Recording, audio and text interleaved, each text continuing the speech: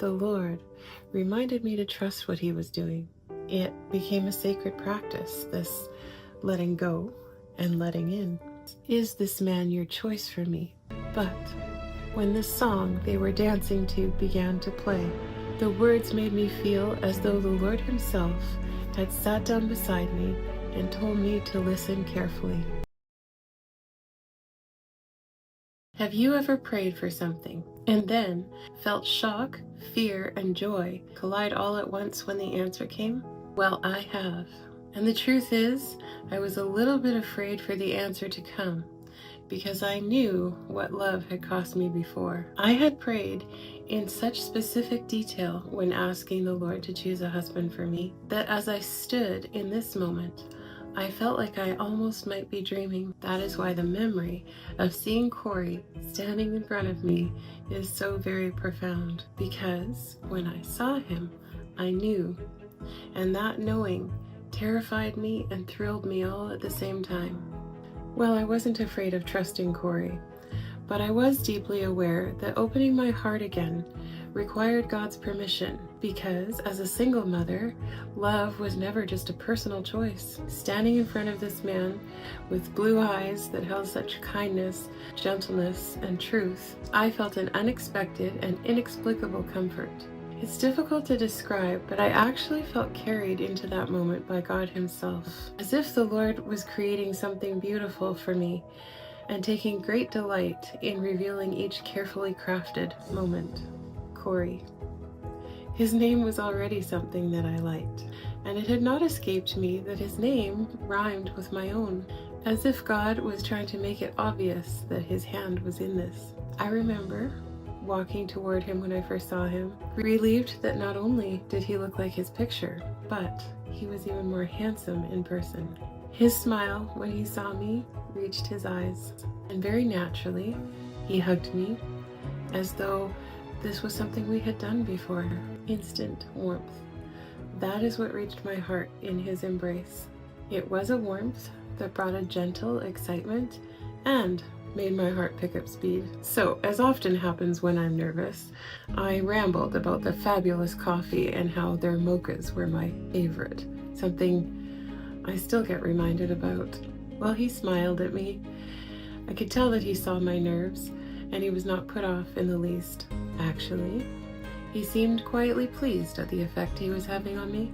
Well, he bought the coffees, and we moved to the corner where there were two comfy chairs that sat in conversation distance from each other. Whenever I looked away, insecurity crept in.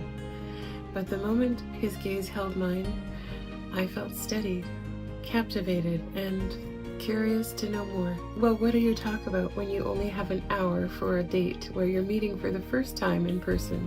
Well, we talked about values, hopes, dreams, just little glimpses in order to get to know who the other person was and to see if the feeling matched in person what it did when we were texting each other. On the one hand, I was shocked to be so affected already, and on the other hand, I was relieved that such feelings were even possible. That my heart was capable of these emotions again was a sweet surprise. He had the potential to gain my trust, and that realization flooded me with relief, hope, and a touch of fear. He was an attentive man. I saw that instantly, and something in his eyes made me feel already valued. His expression was open. His conversation was intelligent and warm. His demeanor invited me in, but it didn't demand anything from me. He was not intense, he was present, and that presence allowed my heart and mind to absorb what was happening. It gave me space to find my feelings rather than be rushed by them. Well, at the end of the hour, there was an obvious wanting more, at least for me. I hoped it was the same for him. Well, I didn't have to wait long to find out. Corey was very intentional. That was one immediately captivating attribute. He didn't play with my heart. I needed that exactly. Someone intentional, caring, and gentle. He did make sure that I knew he wanted a real date with me at some point. With time running out, we left it there. I left that cafe feeling a strange excitement and knowing I wanted to see him again. Well, that night I sent him a message, partly to reassure myself that the connection I felt was real. He replied, "Hi, I was just debriefing my BFF on our meeting." "Ah, that's awesome. Don't let me interrupt. Sleep well when you get there," I answered. And then his reply that surrounded my heart with warmth. "Good night and sweet dreams. By the way, I really enjoyed meeting you this evening." I smiled to myself when I read it. My reply was far more tame than what my heart was feeling. I really enjoyed meeting you too. Well, the next morning, I woke to a text answering a question that I had asked about his children. We gently flirted back and forth, and from that point onward, our texts became frequent. Good mornings, good nights, and updates on daily life throughout the day. And we made plans towards our first real date. I also slowly won him over to the idea of phone calls, easing his nerves until our conversations became regular and hours long. He would even tell me that he felt so bad for keeping me up so late, but that it was hard because it was hard to let me go at the end of conversation. I took that as a very good sign. Well, this is a fun memory. As we were getting to know each other between the two dates, and this would continue even after our first real date, Corey began asking thoughtful questions about compatibility. These questions felt both intentional and deeply safe. Things like, "How do you express anger?" what does quality time look like to you? What does romantic mean to you? "What are your core family values?"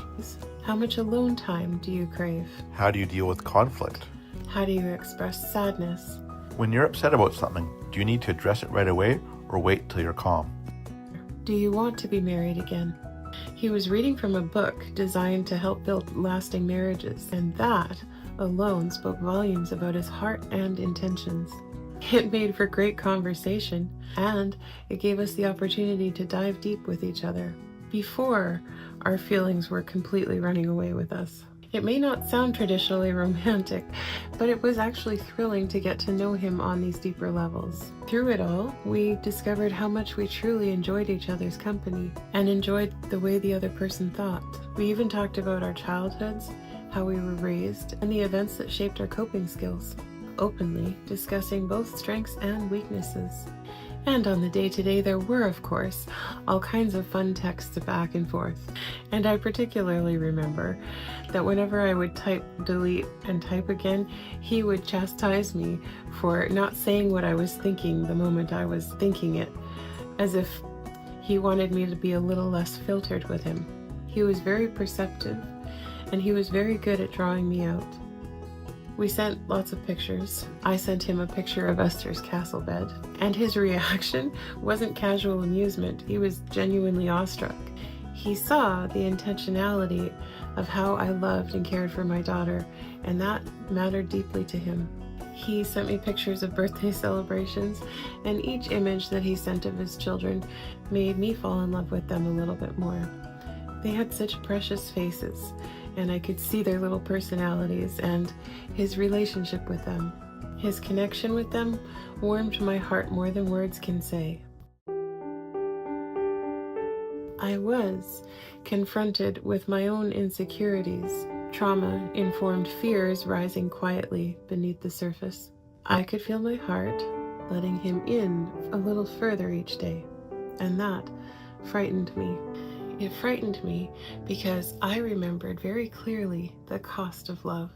Even though I was now walking on the path of surrender with the Lord, my nervous system still remembered being shut out, loving deeply, yet feeling like the one I loved held back.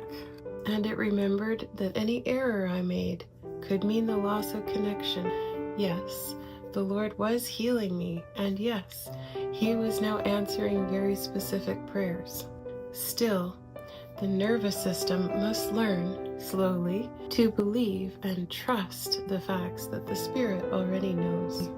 I remember one particular day, walking the hospital halls between patient rooms, feeling panic rise while waiting for a reply to a text that I'd sent him. And that is when the work the Lord had done on me came swiftly to my rescue. The Lord reminded me to trust what He was doing.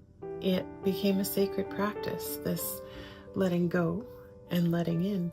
Letting go of the need to control and protect my heart, and letting in what God might be building. So, in that moment at the hospital, I prayed, Lord, if you're doing this, you'll take care of the communication and you'll protect my heart. I needn't have worried. Corey was always careful to reply thoughtfully, perceptive to everything I shared, and even empathetic to when I would delay texting him back. You know, looking back at those saved messages, I see how gentle and caring that process truly was. Given how intense my work was, with life and death decisions every day, it felt incredible to debrief with him and be met with such attentive presence. And through his words, I felt embraced by his heart. It was a very precious season. As I said, fear would surface now and then. And God met me there again. Corey and I were sharing a lot with each other, all the day-to-day activities, and one particular weekend was a dance competition for Esther. And I remember specifically at the time of this dance competition that I was becoming aware of feelings intensifying. I remember my emotions feeling particularly raw and intense, so I stopped and I prayed quietly. Lord, what's happening to my heart? Are you in this? Is this something I should be letting myself feel? You know how scared I am to miss you or to do something you're not doing. You know that my feelings are getting serious. Is this man your choice for me? I don't know how, Lord, but I need you to give me a sign. With that prayer sent up to the Lord, I set my thoughts to the task at hand and got Esther ready for the dance competition. I remember my mother was with us that day, and her presence steadied me too. While my mom and I left Esther with her teachers to stretch and run through her dance, and we went to sit in the audience and wait for her performance. While we waited in the audience, we got to watch these other dances, and the dance just before Esther's was a group of girls dancing a lyrical piece. They were older. I remember thinking how beautiful their costumes were. But when the song they were dancing to began to play, the words made me feel as though the Lord Himself had sat down beside me and told me to listen carefully. Tell your heart to beat again. It was a Christian song. That is not a common occurrence at a dance competition. In fact, for me, it was the first time I'd heard a Christian song played at a dance competition. And this was a song I had never heard before. You're shattered like you've never been before. The life you knew in 1,000 pieces on the floor.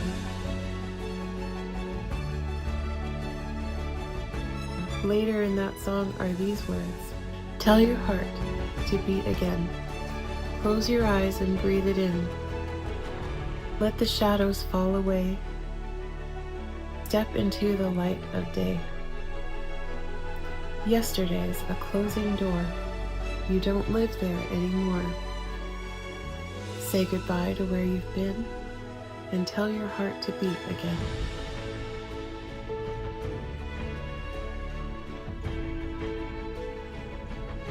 And then this line, in this moment, heaven's working everything for your good. After the first few lines, I looked at my mother, and we both had tears in our eyes without saying a word. We both knew who that song was for and who it was from. My mother had not heard my silent prayer earlier as we walked into the building, but in that moment she knew exactly what I knew. The Lord sent those words straight to my heart, and my mother was there to witness me receive what felt like God's permission to move forward into this love story. A gentle assurance that He was writing every page. This was only one moment of many as my heart began to know love for Corey, where I had the profound sense that God was crafting each moment with beauty and sweetness because I had asked Him for His choice. He seemed to delight in revealing the masterpiece He had in store.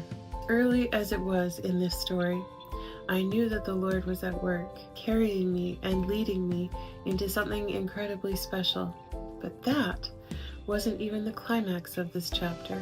I told Corey about hearing that song, and he said, "That is such a beautiful song." Then he added that if he had been there watching the dance, he wouldn't have been able to keep it together while listening to those words. And that told me even more about the softness of his heart. And I loved that. Well, 2 days later, we had our first real date. With everything that had transpired in our texts and phone calls, in our hearts, between our first meeting and our first official date, you would have thought a month had gone by, but it had really only been 2 weeks. Now, we decided together, very carefully and intentionally, that when Corey came to pick me up for this date, that he would meet Esther. That choice wasn't casual, it was thoughtful and prayerful, a reflection of how seriously we were both approaching this new beginning. He asked ahead of time if it was okay to bring Esther some daisies. Honestly, this man was so detailed in his care that I sometimes felt like I must have dreamed him into being. I was nervous about the date, but much more excited than nervous. I was running late as usual, trying to get ready and get my apartment clean. Not in that order. I texted him to take the scenic route, and he was incredibly gracious about it. Well, when he arrived, he didn't just bring flowers for Esther. He, of course, brought flowers for me as well, and a Disney mug. And not just any Disney mug, a Beauty and the Beast Disney mug that he had bought at the Disney store. He had obviously paid attention, taken notes. I swear he must have taken a class called How to Win Lori's Heart 101. Esther loved him. He spent intentional time talking with her and engaging my 9-year-old, this little girl who had never before met a man I was interested in. He was amazing with her. The impression was made, and it was clearly positive, which comforted my heart deeply. Well, after this uniquely tender nuance of dating as a single mother, we dropped Esther off at my parents' place before heading to Earl's, our destination for dinner that evening.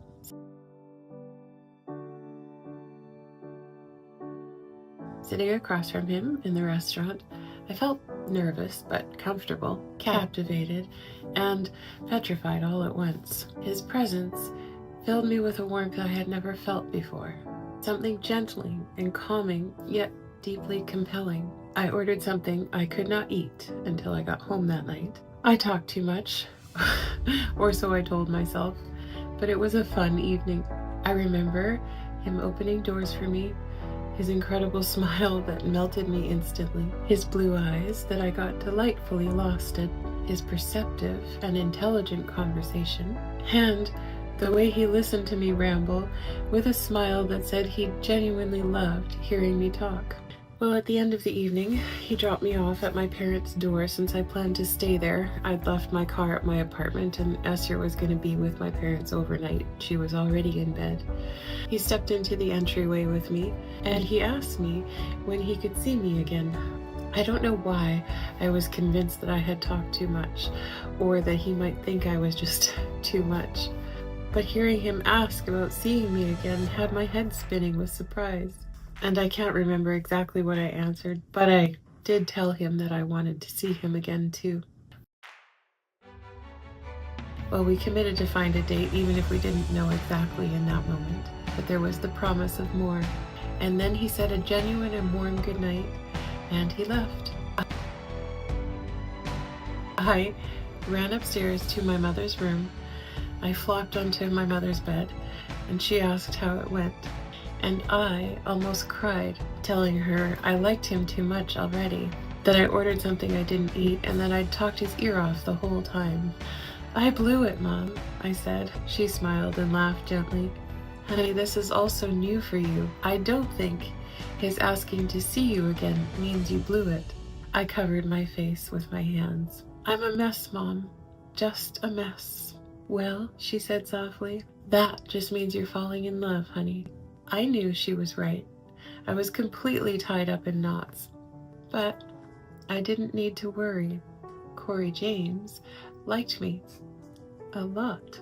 Well, in the next chapter, I will tell you how this man won my heart a little more with every conversation and with each and every touch point, and how, by May 20th, 2017, he would be on one knee in front of me, asking a very important question. One that, believe it or not, I had already been impatiently waiting weeks to hear.